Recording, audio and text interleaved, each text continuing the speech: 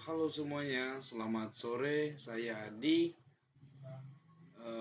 kelas 07 TPL 006 Teknik Informatika, dan hari ini saya akan mempresentasikan konsep bisnis budidaya ikan lele yang telah dirancang dengan menggunakan metode bisnis model kampas. Tahukah Anda bahwa Indonesia adalah konsumen ikan lele terbesar di dunia? Setiap tahunnya mungkin itu bisa mengkonsumsi lebih dari 6.000 ton ikan lele. Namun produksi dalam negeri masih belum mampu mencukupi kebutuhan pasar yang terus berkembang. Nah, inilah peluang emas yang akan kita manfaatkan untuk menganalisa model bisnis ini dengan menggunakan model kanvas.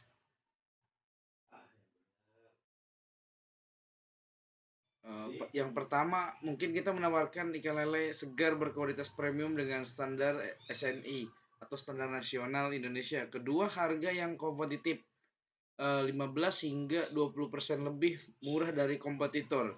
Mungkin yang ketiga itu konsistensi pasokan yang terjamin dengan sistem budidaya yang terukur dan terpantau.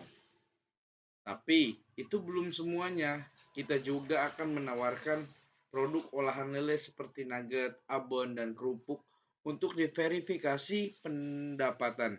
Yang paling penting kita menggunakan sistem bioflok yang ramah lingkungan. Nah, mungkin ini adalah sustainability yang menjadi tren di masa depan.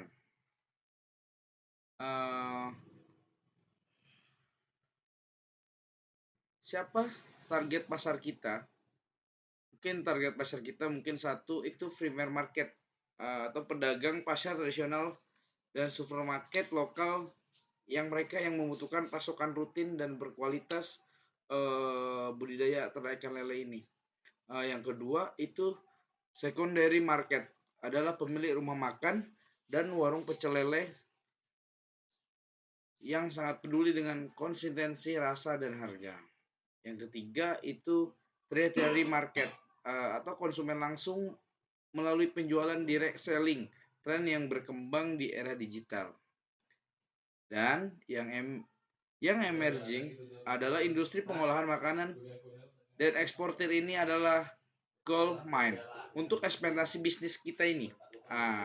Fokus pada geografis kita dimulai dari mungkin Jabodetabek ya kan, kemudian ekspandasi ke Jawa Barat, ke Jawa Tengah.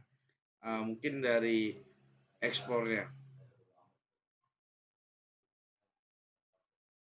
Bagaimana kita menjangkau pelanggan kita menggunakan pendekatan multi channel? Mungkin yang pertama mungkin kita dari direct sales atau pelanggan yang bisa datang langsung ke lokasi budidaya kita. Budidaya saya pribadi.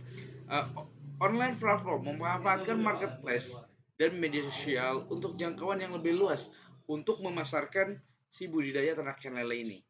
Mungkin yang ketiga itu kita bisa dapat dari distributor atau kerjasama dengan surveyor pasar tradisional untuk penetrasi pasar yang lebih dalam. Kontrak jangka panjang dengan restoran dan hotel. Adapun hubungan dengan pelanggan adalah kunci sukses bisnis saya. Saya akan membangun personal service untuk pelanggan besar mereka dengan punya akun manajer khusus. Mungkin loyalty program dengan sistem point reward akan membuat pelanggan kembali community building melalui grup WhatsApp pelanggan untuk sharing, memasak promo, dan khusus. Dan ini yang paling penting itu adalah after sales support dengan garansi kualitas. Jika ada masalah, kita refresh langsung.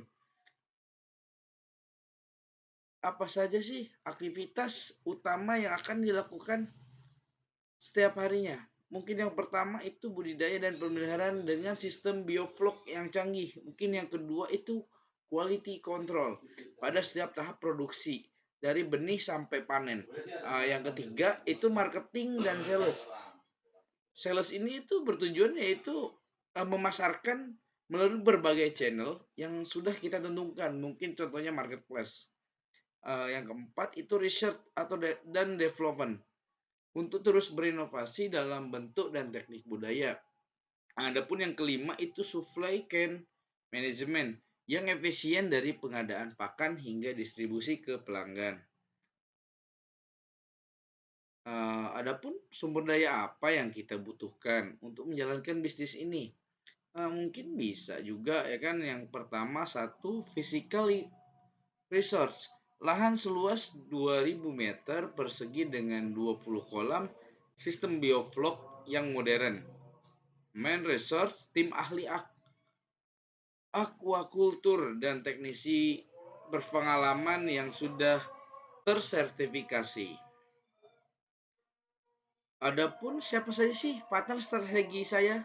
Mungkin yang pertama itu supplier pakan. Uh, Kerjasama langsung dengan pabrik untuk mendapatkan harga yang terbaik, harga yang termurah. Untuk yang kedua itu distributor regional. Mereka akan membantu ekspansi ke daerah-daerah.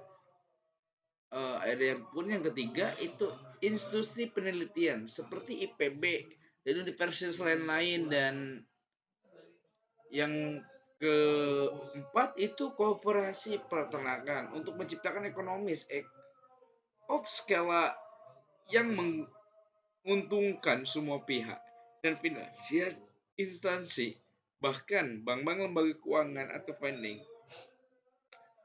Mari kita lihat struktur biaya bisnis saya. Mungkin yang pertama itu variable cost. Yang terbesar adalah pakan, 60% dari total biaya benih, ikan 15%. Dan